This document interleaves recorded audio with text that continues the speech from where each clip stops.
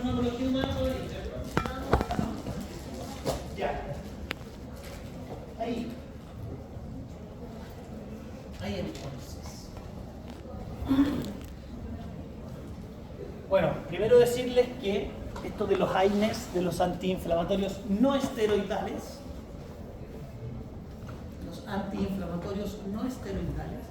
no es algo tan simple como me hice una herida, qué sé yo, me golpeé, me lesioné el tuyo jugando a la pelota, qué sé yo. No es tan simple como decir, me tomo ibuprofeno y ya. Claro, uno lo analiza de repente.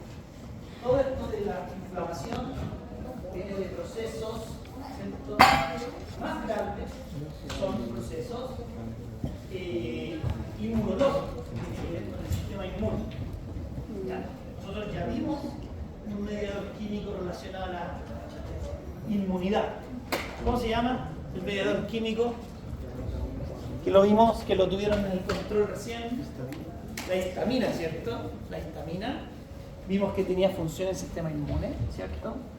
El receptor H tenía que ver con todos los mastocitos y toda la historia, ¿sí? También vimos los receptores H3, H4. El H3 tenía alguna función en el sistema inmunológico. En el H4, en lo que se está estudiando, hablábamos de inmunomodulación, ¿sí? Que eso es como lo más novedoso. Entonces, sí, bueno, H1, H2 es lo más importante. Sí, pero H3, H4 era para que lo supieran que están estudiando. Entonces, cierto, finalmente la inflamación, ¿qué es? Una respuesta de protección del organismo. Entonces, cuando tú te haces una herida, típico de los niños se caen, juegan, se rasmillan, se raspan, qué sé yo, queda, ¿cierto?, el medio interno expuesto. Eso, ¿cierto?, queda disponible para que algunas bacterias, ¿cierto?, ingresen, hongos, qué sé yo, y puedan causar alguna infección. Eso lo vemos como la pus, ¿cierto? La pus es una respuesta inmune y siempre voy a tener una infección. ¿Ya? Esto no está bien. Por supuesto, esperamos no llegar a eso. ¿Ya? Ahí tenemos los típicos signos que vemos, ¿cierto? El calor, el dolor, el rubor, el edema, se infla, ¿cierto? Es una inflamación. Todo eso lleva a reclutación de macrófagos, nutrófilos, que son finalmente, comillas, glóbulos blancos, ¿cierto? Y nos lleva a una respuesta de tipo inmune. Entonces, lo repito, no es algo tan simple como me pegué, me salió un chichón, me tomé un ibuprofeno y se me quita. Para que no analicemos eso. Entonces, está todo asociado en un sistema, englobado en un sistema más amplio, que es lo de inmunidad, el sistema inmune, que eso me parece que lo ven en más detalle en biología molecular. ¿Sí? Creo que tiene una parte de un capítulo de inmunología.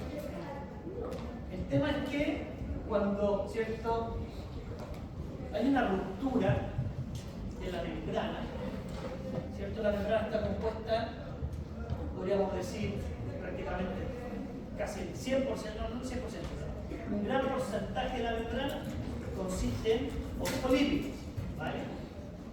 Recordemos los fosfolípidos, ¿cierto? Es una cabeza del fosfato, con una cola carbonada que de repente tiene un par de enlaces por ahí, por ahí. ¿Sí? Fosfolípidos. El tema es que cuando los fosfolípidos, digamos, se liberan por esta ruptura, son sustratos de una enzima, la fosfolipasa A2. ¿Ya? La fosfolipasa A2, ¿qué hace? Saca este fosfato y deja un ácido carboxílico y lo transforma entonces en ácido araquidónico, que pueden ver su estructura aquí. Ahí está la estructura del ácido araquidónico. Entonces sacamos el fosfato, ¿cierto? Escindimos ese enlace y lo reemplazamos por un carboxílico que pueden ver ahí. Y nos queda esta estructura de 20 átomos de carbono, conocida como eicosanoides, y esa se llama ácido araquidónico. Y el ácido araquidónico es sustrato de dos enzimas, la lipooxigenasa y la ciclooxigenasa. Ahora, lo que es AINES actúan sobre la ciclooxigenasa.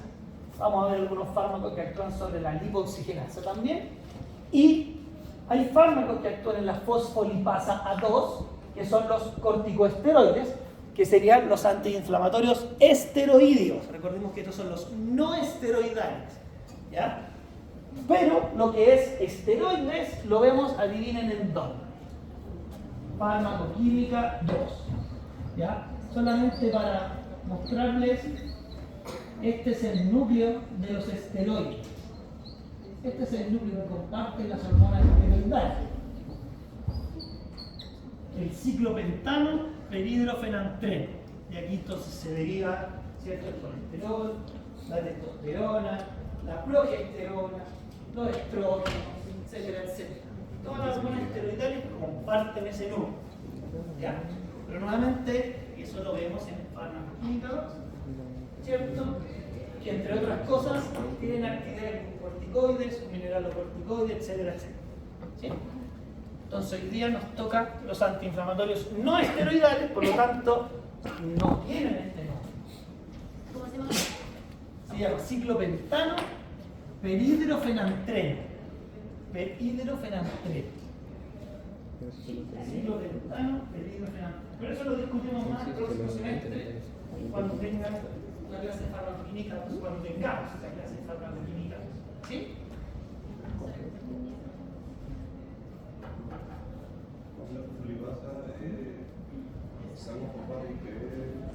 Deja el ácido carboxílico. ¿Te fijas que esto es como la cola del fosfolípido? Entonces aquí hay un fosfato que lo puedes ver ahí dibujado. Entonces en vez del fosfato, deja el ácido carboxílico. Entonces el fosfato se transforma en ácido araquidónico. Y ese sustrato, el ácido araquidónico, de estas dos enzimas, lipoxigenasa y ciclooxigenasa. Existen otras enzimas, la epoxigenasa, la gamma, no me acuerdo, pero no son parte de esta materia. O sea, son parte de la materia, pero no la vamos a abordar. Entonces, la vía de la lipoxigenasa generan leucotrienos. La vía de la lipoxigenasa genera leucotrienos, que son sustancias altamente proinflamatorias, los leucotrienos. ¿Ya? Y tiene que ver entonces la inflamación, también con la quimiotaxis, con todo lo que es finalmente el reclutamiento de macrófagos, etcétera, etcétera. Entonces también hay algo de permeabilidad vascular. En el fondo se aumenta la permeabilidad para que los glóbulos blancos, comillas, ¿cierto?, puedan atravesar la membrana más fácil, llegar al sitio y detener alguna infección. ¿Ya?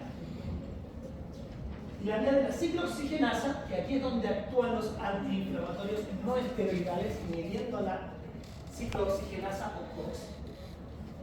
¿Sí? Esta vía nos produce prostaglandinas, se llaman los metabolitos de las ciclooxigenasas, prostaglandinas, prostaciclinas también.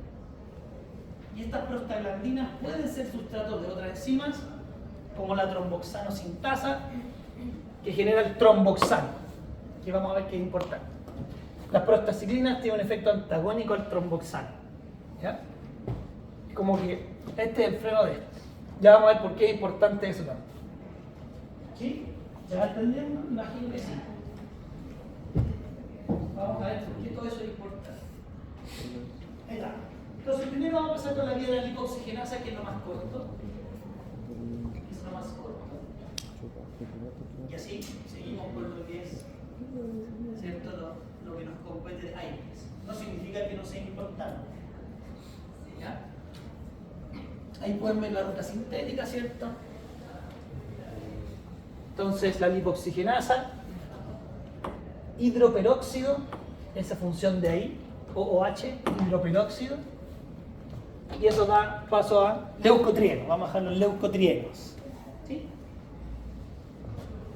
El tema es que son altamente inflamatorios y son broncoconstrictores. ¿Ya? Entonces, en el contexto de, por ejemplo, ¿cierto?, que haya un alergeno en el ambiente o hay algo que nos perjudique, ¿cierto?, que nos cause un daño en el ambiente al respirar, la broncoconstricción sería una respuesta, como el organismo diciendo, no respires, ¿cierto? Que finalmente eso es una respuesta a algo nocivo. El tema es que si vivimos con AINES, la ciclooxigenasa, la COX, ¿cierto? Si medimos esta enzima, el ácido araquidónico que se acumula no tiene más para dónde ir que a la lipooxigenasa, ¿cierto? Porque la COX está inhibida. Entonces el ácido araquidónico no tiene a dónde ir más que por la vía de la lipooxigenasa. Si se va por la vía de la lipooxigenasa, ¿cierto? Aumenta la cantidad de leucotrienos y eso puede provocar un asma, ¿cierto? Una broncoconstricción inducida por AINES. Entonces, tratamientos muy largos con AINES nos van a provocar, ¿cierto? Este asma, que es una broncoconstricción inducida por el uso muy frecuente o muy largo de antiinflamatorios no esteroidales. Entonces se inhibe aquí, entonces el ácido araquidónico no le queda nada más que metabolizarse por las lipooxigenas. Entonces, ¿cierto? Un paciente con asma, por ejemplo, claro, si se toma uno tal vez no será tan grave, pero se puede inducir el asma o tener episodios de asma más frecuentes si es que dan un tratamiento muy largo con AINES. ¿Sí? Entonces, ojo con eso. Y bueno, por supuesto, tenemos otros medicamentos que nos pueden ayudar a atenuar eso. Entonces tenemos antagonistas de leucotrienos, ¿cierto? Moléculas que antagonizan el receptor de leucotrienos, que finalmente es el que termina causando esta broncoconstricción. Encontramos a Zafirlukast y Montelukast. No hay mucha relación estructura-actividad, casi no hay nada, al menos el libro no aborda en gran medida esto, como un párrafo de este porte. Pero ¿qué pueden ver aquí? Un núcleo indólico, ¿cierto? Carbamato, si lo pueden reconocer. Tiene un grupo aquí, que la verdad es que no sé cómo se llama, que es como una sulfonamida para un lado, y para el otro es una amida, ¿cierto? Zafirlukast. Por otro lado tenemos Montelukast. Aquí tenemos un núcleo de quinoleína, ¿cierto? Similar al del que veíamos las fluoroquinolonas. Tenemos un tioéter aquí también. Entonces así lo pueden reconocer, un ciclopropil aquí. Y tenemos a Sileutón, que tiene este anillo benzotiofeno, es el tiofeno, benceno, benzotiofeno, ¿cierto? Y tiene este grupo aquí, que pueden ver que es como una amida, ahí, pero está unido a un nitrógeno, que podría ser una urea, pero como tiene un OH, se llama hidroxamina, este grupo, que es levemente ácido. Ese hidrógeno puede salir, ¿cierto? Y aportar acidez. Muy poco, pero pudiera. Así lo pueden reconocer, el benzotiofeno. ¿Sí? Y este inhibe la síntesis de leucotrieno. Entonces inhibe las lipooxigenasas finalmente.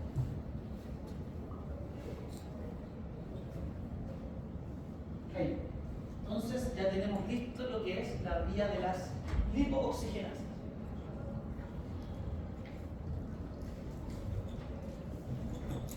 Entonces, para abordar lo que sigue, la vía de las ciclooxigenasas, ahí tenemos, ¿cierto?, la ruta de biosíntesis de los COX, de las prostaglandinas. Entonces, el ácido araquidónico, ¿cierto?, la prostaglandina G2, que después pasa a ser prostaglandina H2. Ya estas intermediarias tienen vida media corta, 5 minutos aproximadamente, son altamente reactivas. ¿Ya? Ahora, el numerito pequeño, por si acaso, significa el número de dobles enlaces en la molécula. Entonces, PGG2 son 2 dobles enlaces en la molécula, PGH2 son 2 dobles enlaces y así. Eso significa el número abajito como subíndice, la cantidad de dobles enlaces. ¿Para qué sirve eso? La verdad, para clasificarlo. No sé, no sé si da. A lo mejor sí. Dibuje el control de la presión.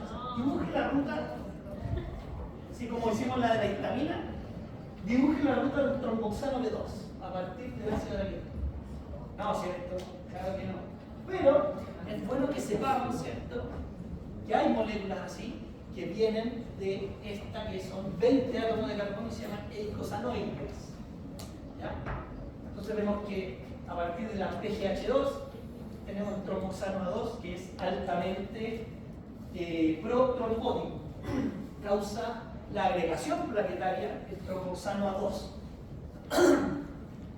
Y eso, en la cascada de la coagulación, lo vamos a ver en farmacoquímica 2, ¿cierto? Parece que todo lo vemos en farmacoquímica 2. Próximo semestre. ¿Ya? ¿Cierto? Tenemos las prostaciclinas, que son importantes. Era finalmente el que balancea el tromboxano. Es como el freno del tromboxano. Es importante. Ya ver por qué es importante todo. Ya les va a hacer sentido. Pero, ahora, las ciclooxigenasas, tenemos dos COX. La COX-1 y la COX-2. En un momento se pensó que era una COX-3, pero finalmente se dieron cuenta que era una variante de la COX-1. ¿Ya? Entonces ustedes pueden ver aquí, ¿cierto? La COX-1 y COX-2. La diferencia principal entre las COX es que la COX-1 es constitutiva, es decir, está en los tejidos, en el cuerpo. ¿Ya? Parte del funcionamiento normal. ¿Todo bien? Parte del funcionamiento normal del organismo, la COX-1, constitutiva, siempre está. A diferencia de la COX-2, que es inducible, se induce entonces en procesos inflamatorios. ¿Ya? Entonces los esfuerzos van a ser tener fármacos que sean selectivos a COX-2, ¿cierto? Sería la idea, porque finalmente esta es la que se induce en un proceso inflamatorio, como por ejemplo, qué sé yo, te golpeaste, te lesionaste o qué sé yo, ¿ya? Ahora, si se acuerdan, el ácido araquidónico justamente tiene una función, ácido carboxílico, ahí arriba,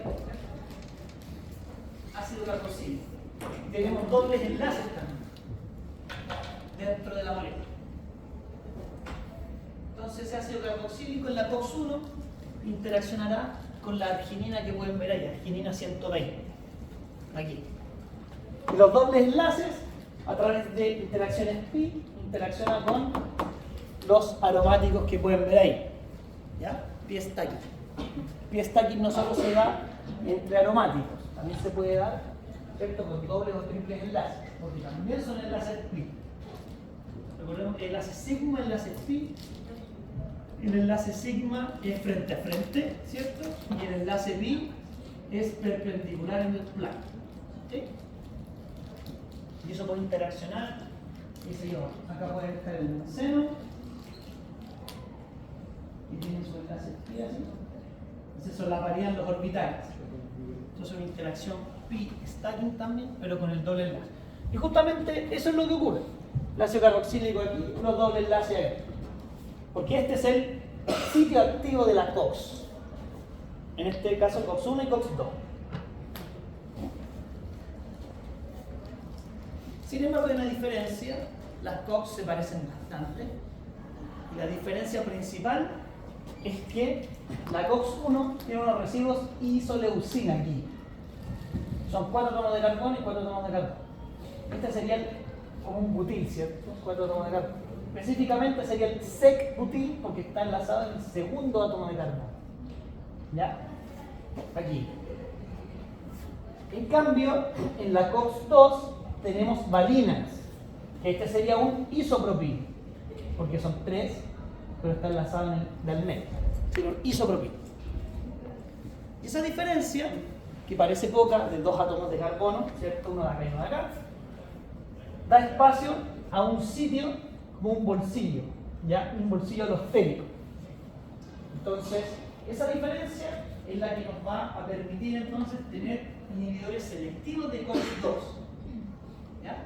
Entonces recordemos la COX-1 constitutiva. Tiene funciones fisiológicas. Ya. Ahora, ¿qué es lo que vemos aquí? ¿Claro?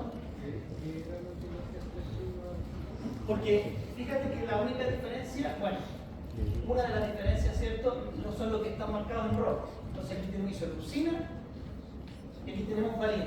Entonces, estas isoleucinas son muy voluminosas y por impedimento estérico, ¿cierto?, no dejan acceso a este bolsillo alostérico. A diferencia de la COX-2 que tenemos valina en esa posición.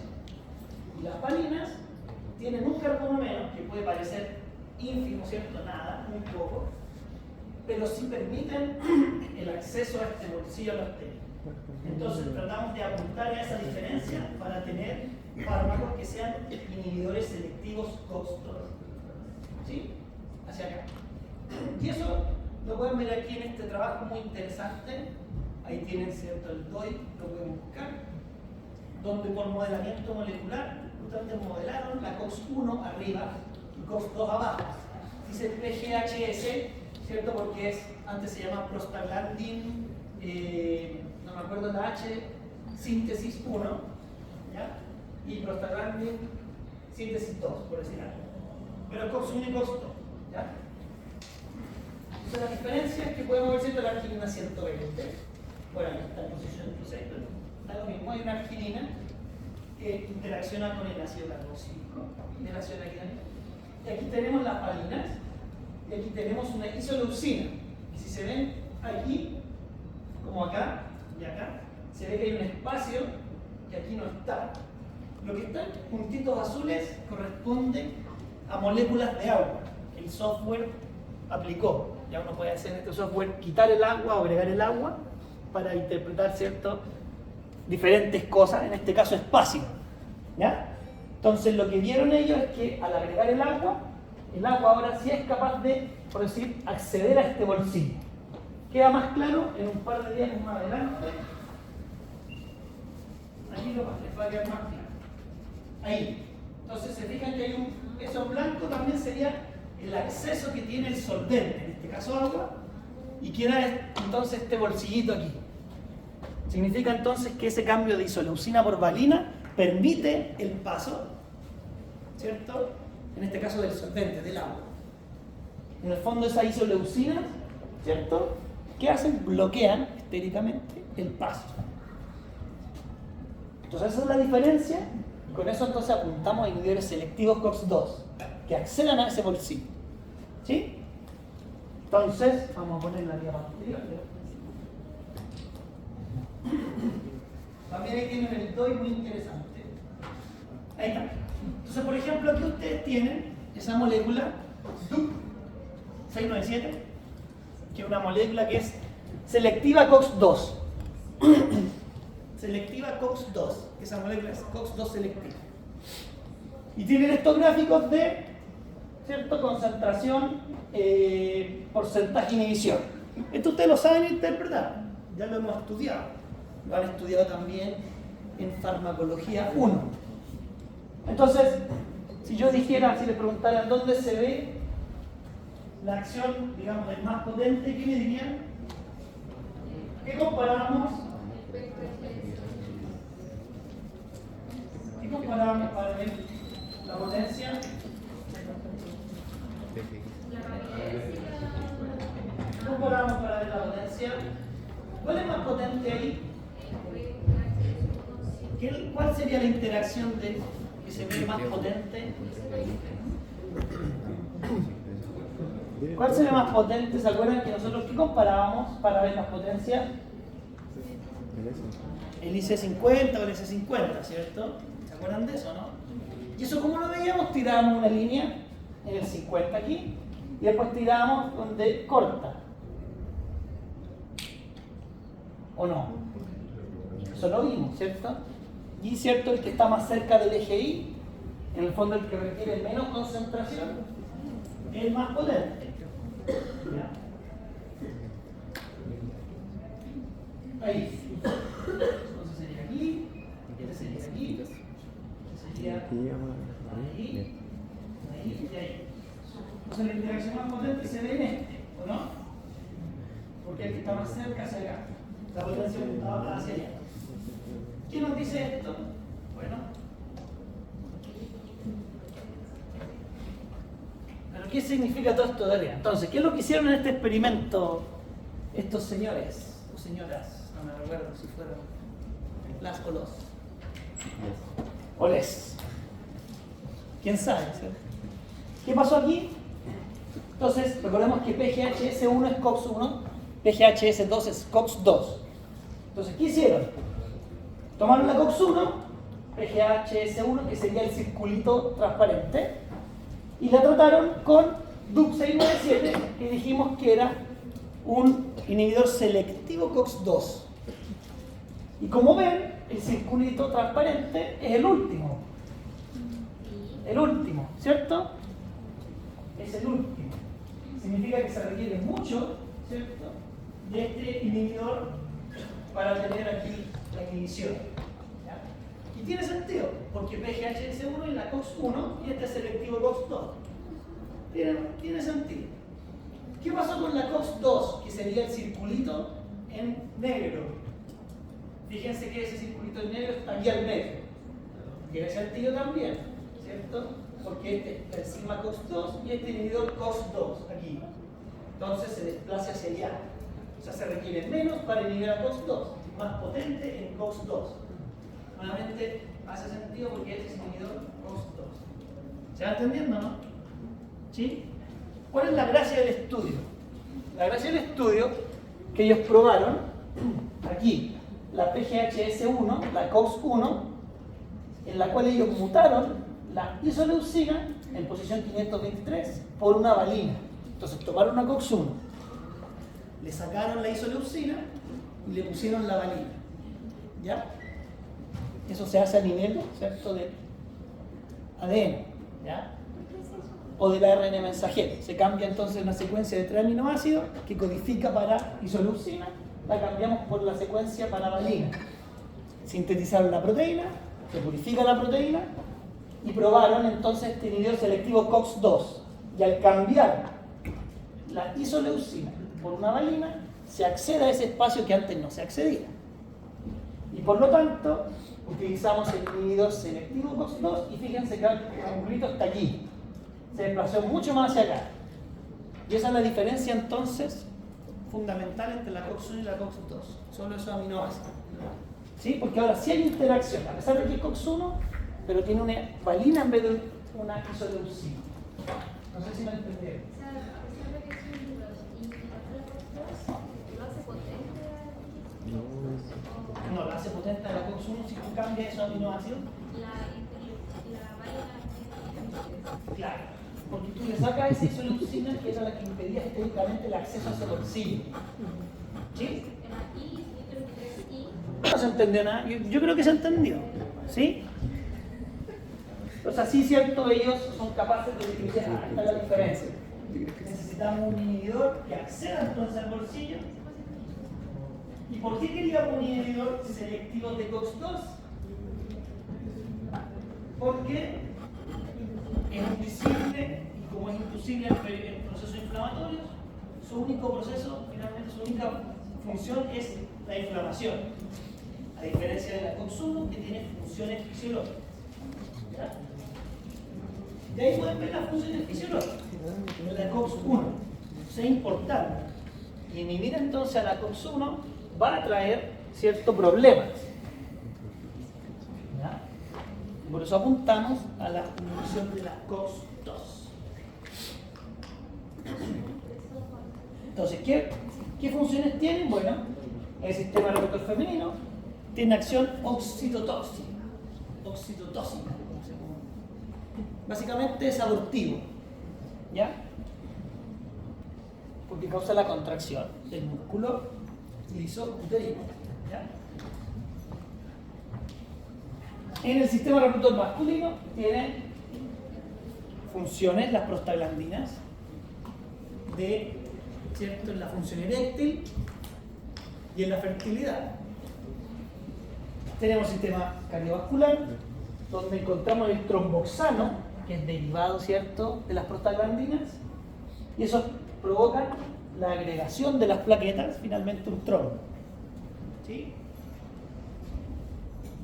En el sistema gastrointestinal, las prostaglandinas protegen la mucosa gástrica. Eso lo vimos en la clase pasada, ¿se acuerdan? Que las prostaglandinas protegían la mucosa gástrica, ¿cierto? Y carbonato, y a la vez disminuyendo la respuesta de la bomba de protones. La prostaglandina solamente disminuye, no aumenta O sea, disminuye la función de la bomba de protones. solamente disminuye. Ya, contracción de la S7, correcto.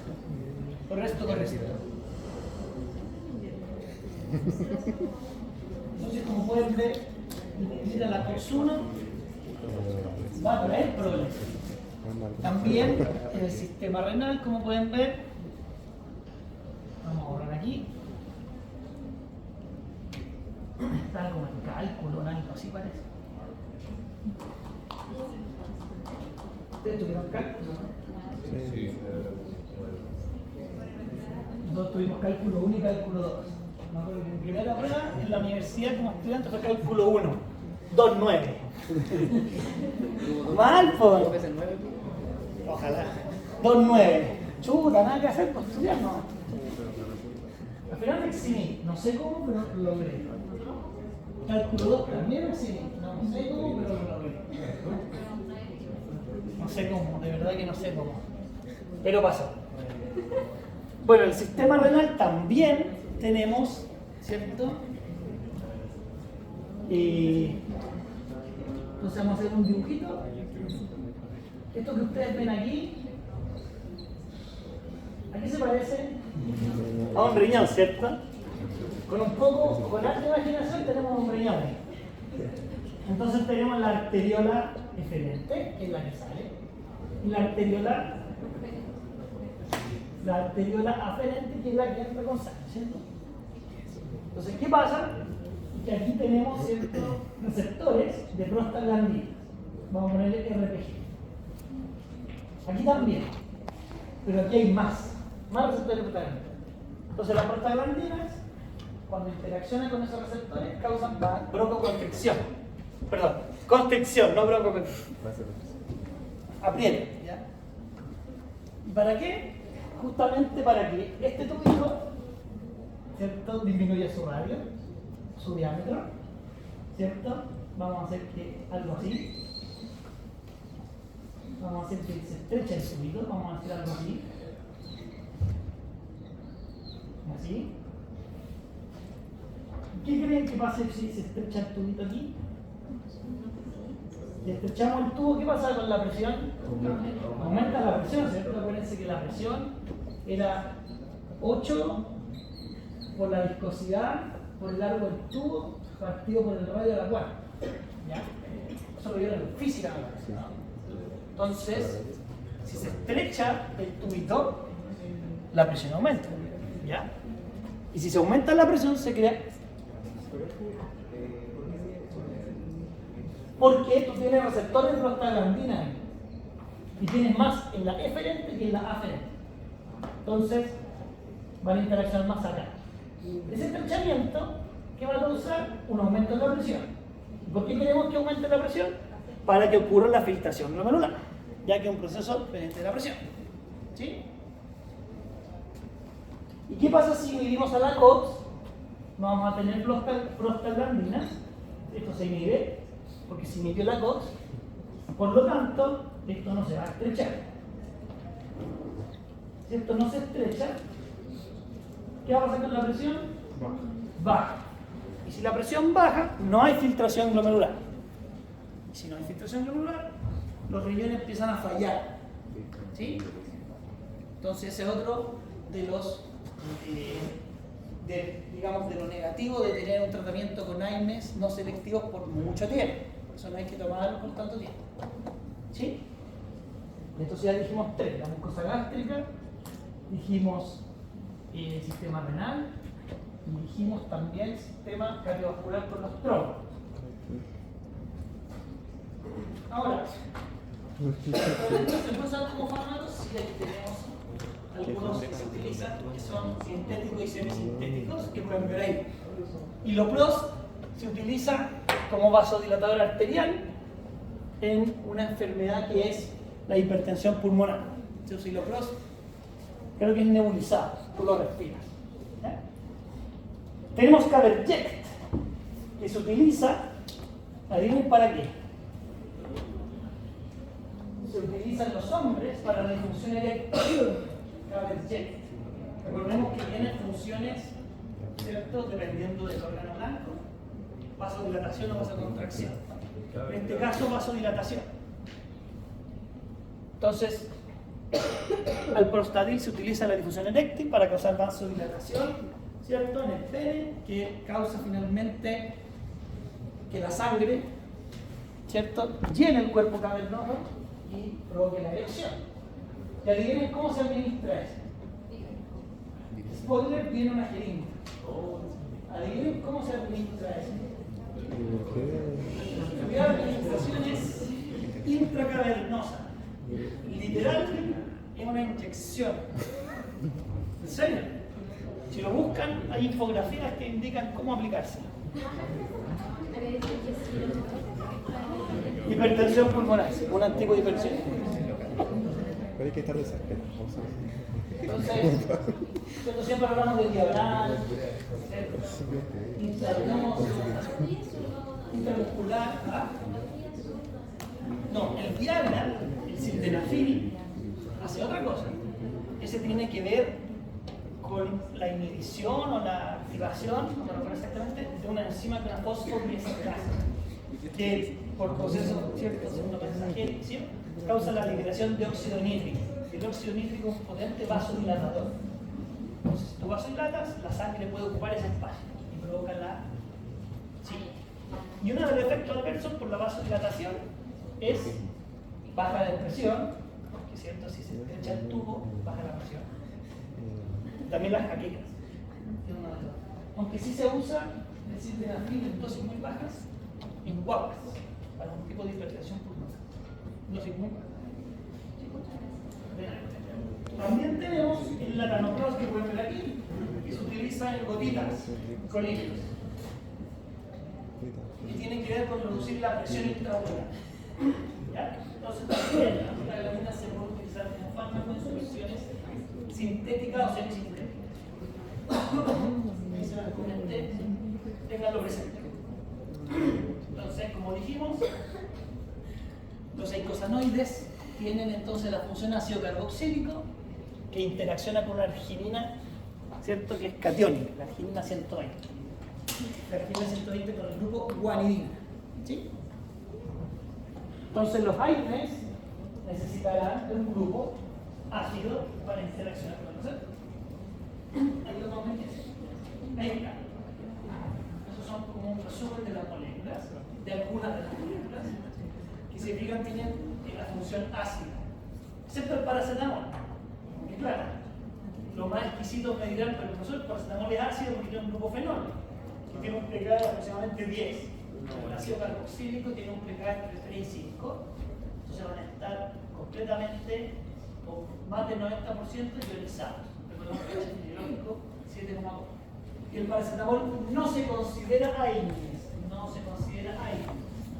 no tiene efecto antiinflamatorio relevante en la clínica, solo tiene efecto analgésico y antipirético.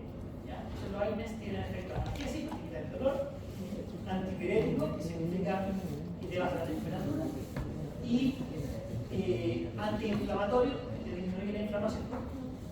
El paracetamol no disminuye la inflamación, ¿cierto?, de forma clínicamente relevante, no se considera AINES. Ya vamos a verlo al final, cómo actúa el paracetamol. Spoiler, aún no se conoce bien como esta droga de como el 1800, 1900, todavía no se descubre cómo actúa. Entonces, ahí están, ¿cierto?, los grupos farmacológicos que los vamos a ir viendo. Entonces, ¿quién descubrió el mecanismo de estos fármacos? Ese caballero, John Baker. Ahí está el paper, bueno, una de las figuras del paper. Él comparó metacina, aspirina y salicilate de sodio y vio una relación lineal entre la respuesta de la inhibición versus la concentración. Entonces dijo, bueno, si estoy inhibiendo algo y veo, ¿cierto?, que aumenta la concentración y se inhibe algo, tiene que haber entonces una relación. Entonces así descubrió que era el mecanismo de acción para fármacos similares a la aspirina y la síntesis de prostaglandina. ¿Se dan cuenta que es un ejercicio, es un ejercicio en conjunto? A través de varios papers se complementan los descubrimientos. Recordemos que estos son fuentes primarias de información, a diferencia de los libros que son como secundarios, ¿cierto? La recopilación de varios trabajos, creamos un libro. Ahí tenemos otro trabajo del señor Bell, este es del, ¿qué año era este? Como el 1971 parece. Este es el 94, ya más avanzado, que ya se tenían cierto las COX y toda la historia. Bueno, para empezar con los fármacos, si quieren break me avisan, si no sí. Para empezar con los fármacos, tenemos el ácido acetil salicílico, la aspirina, que tiene tiene un mecanismo de acción único. Es la única que tiene este mecanismo de acción, que finalmente es acetilar un residuo de serina. Entonces, como dijimos, el ácido carboxílico pKa-35 está ionizado. Esta carga negativa induce, ¿cierto?, al protón de la serina, se lo retira. Recordemos que este es un alcohol primario. Son malos nucleófilos, al menos que hay una buena base para dejar el O negativo. La carga negativa es un buen nucleófilo. Y ataca entonces nucleofílicamente al carbono carbonílico del éster, ¿cierto? Salta para acá, se devuelve y sale este grupo saliente que es el anión salicilato. ¿Sí? Ustedes hicieron esto en el laboratorio, tomaron aspirina, ¿cierto? Y en vez de usar una serina, un alcohol, utilizaron NaOH, que sería básicamente el mismo grupo. ¿Qué hace el OH, el hidroxilo? Ataca el carbono carbonílico, sale para acá y cuando se devuelve sale el anión salicilato. Ustedes eso lo hicieron en el laboratorio. La diferencia es que aquí, como es una serina, queda acetilada la serina y entonces se inhibe la COX. ¿Sí? Y aparentemente el anión salicilato tiene, ¿cierto?, digamos, una función que es disminuir la expresión génica de COX-2. Aparentemente.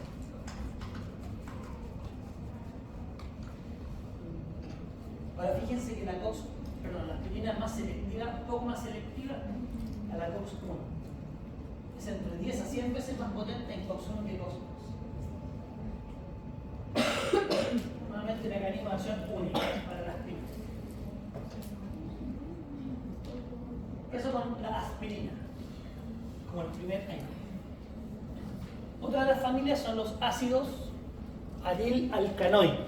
Entonces tenemos un ácido, un aril, un aromático, y la porción alcana. Ácido aril-alcanoico. Aquí tenemos varios, los vamos a ir viendo. Los ácidos aril-alcanoicos.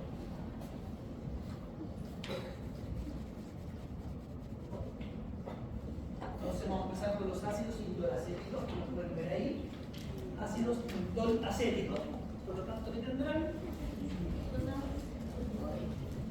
Un indol y un acético.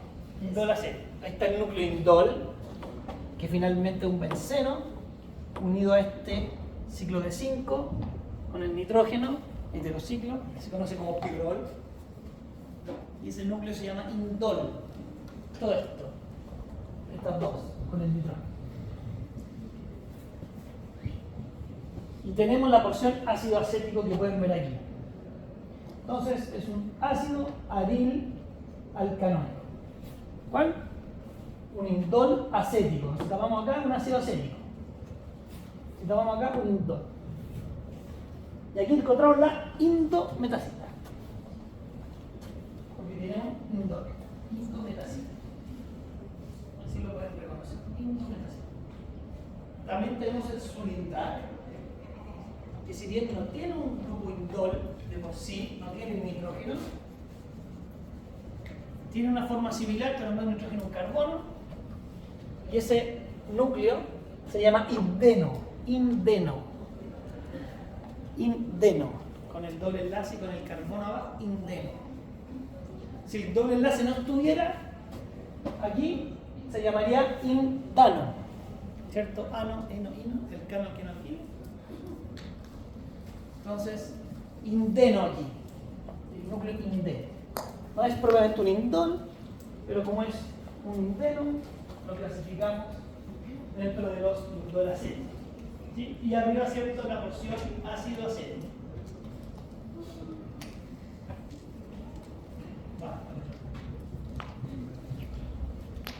Otros que son derivados de las acético, los pueden ver ahí.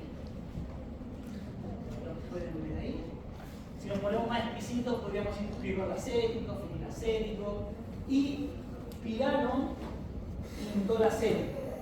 Estos son derivados del ácido acético porque si ustedes estaban aquí, tenemos un ácido acético.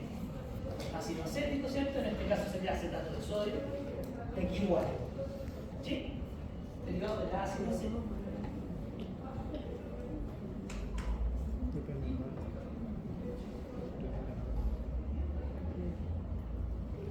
La relación de dura actividad, pero básicamente tiene que tener el grupo ácido que interacciona con la arginina 120, ¿ya? Así como el ácido de la quinolina interaccionaba en esa función, la función así. Entonces necesita este ácido.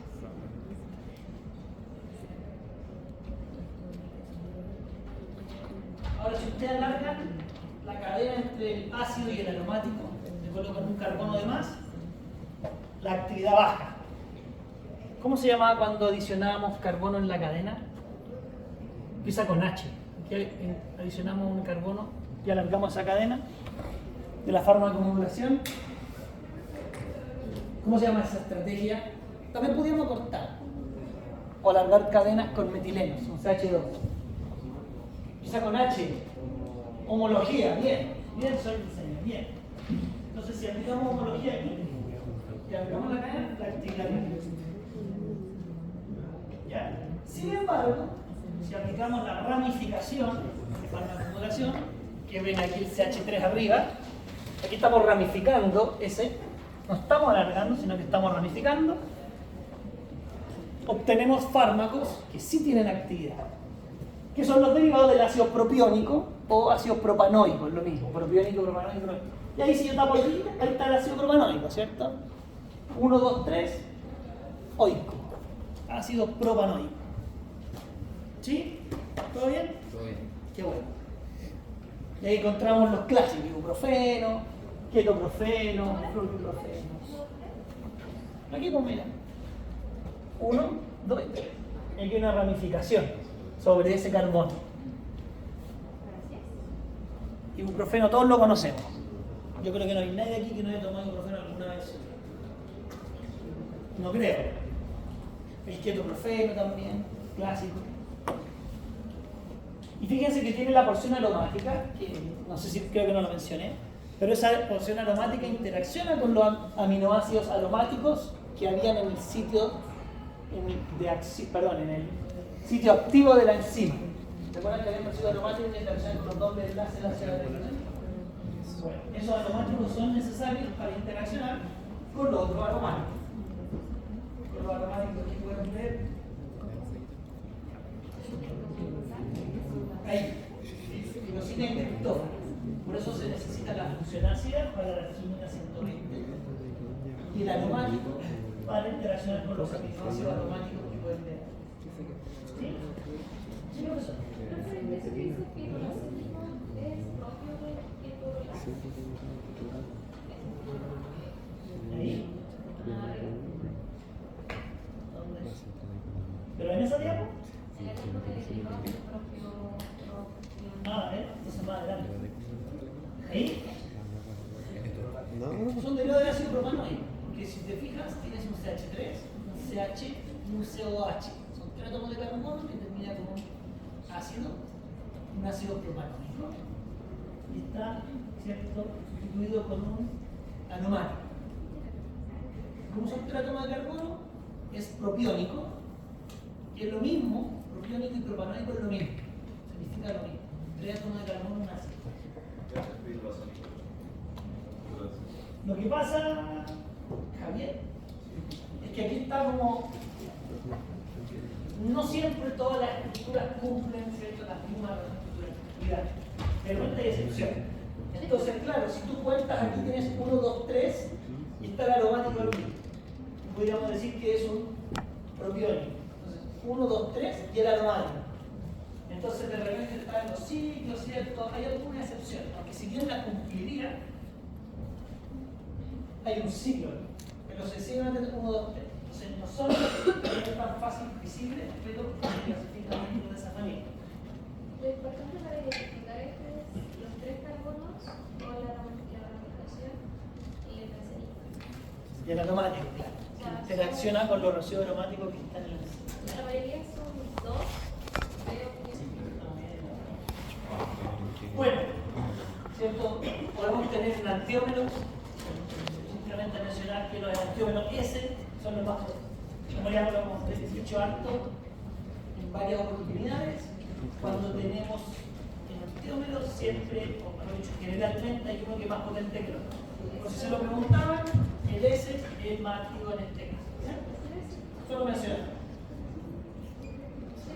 Otro grupo de fármacos son los arilantranílicos, que son derivados también del ácido salicílico. Entonces, el ácido salicílico, cambiamos el hidroxi por un NH. ¿Ya? Entonces, si dibujamos un benceno aquí, esto es un benceno. ¿Cómo se llama eso? Ácido benzoico. ¿Cierto? ¿Cómo se llama eso? Anilina. ¿Cómo se llama ese?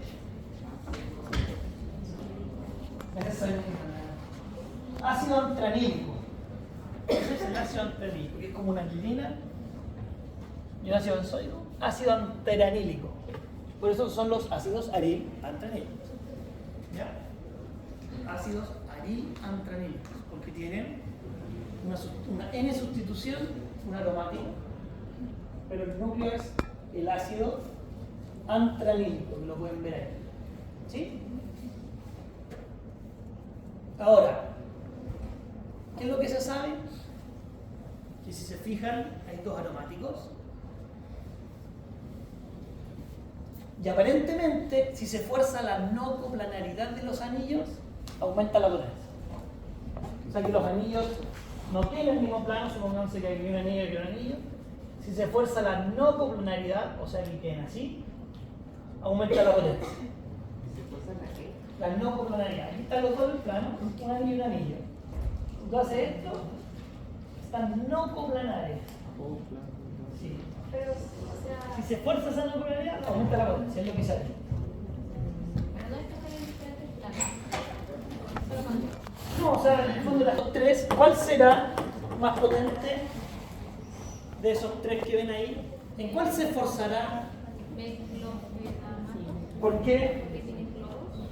Porque tiene sustituciones, ¿cierto? Que van a, comillas, chocar aquí. Entonces esto naturalmente va a tender a orientarse así. ¿Cierto? Entonces sustituciones que fuercen la no coplanaridad aumentarán la potencia. Esa nueva clonalidad por efecto estérico. Sí, por efecto estérico. Sí, efecto estérico en el espacio. Eso es lo que se ha visto al menos. Se gira, pero Quedan así. sigue estando en el mismo espacio, pero se gira. En el Claro. mismo plano. Eso.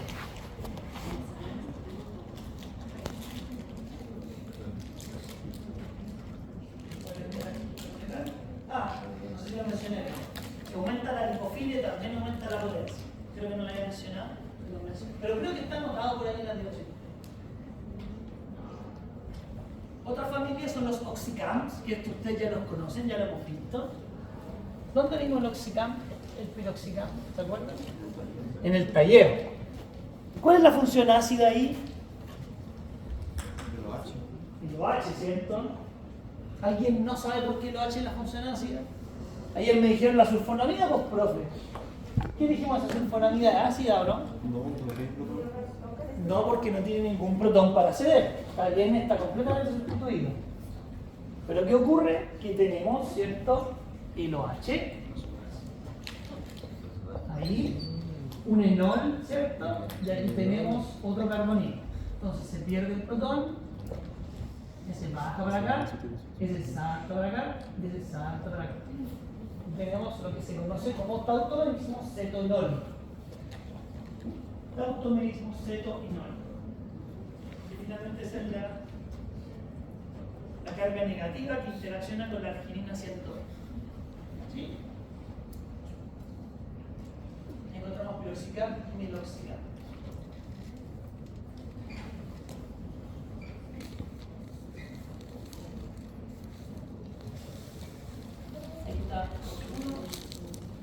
está la rueda central, usted lo puede ver, pero más o menos ya lo hemos dicho. Ahora, ¿qué complicaciones tendría que vivir con su? Ya lo mencionamos. Mencionamos al menos 3. Úlcera estomacal, bien. ¿Qué más? ¿Qué más? Úlcera estomacal. 3 que sean como las más importantes que mencionamos. La presión del riñón, ¿cierto? Función renal. Los trombos, bien, los trombos. Entonces serían como las 3, digamos, comidas más importantes. Pero como dicen diferentes. ¿Sí? Entonces esta cancelación. ¿Se acuerdan que eso lo vimos? Esa figura es la misma de la clase anterior, donde como pueden ver la interacción de las prostaglandinas con sus receptores en la célula parietal del estómago, ¿cierto? Produce por un lado la disminución de la secreción de ácido y aumenta la secreción de este moco protector y por supuesto de bicarbonato, que sería una base. ¿Ya? Eso lo vimos en la clase pasada. También teníamos los antagonistas histamínico H, ¿cierto?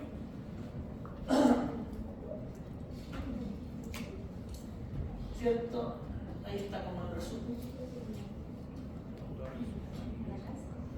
Luego es un fármaco que se lleva, lo pueden ver.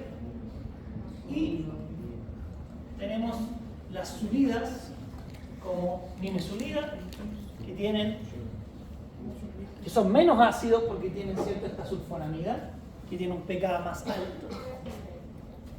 ¿Quieren break? Sí. ¿Allá? ¿Cuarto? ¿Quieren? ¿Ahí? ¿De verdad quieren break? Sí. Bien, entonces. 10 minutos. Y terminamos con lo que nos habían hecho el corte. No, pero que sí.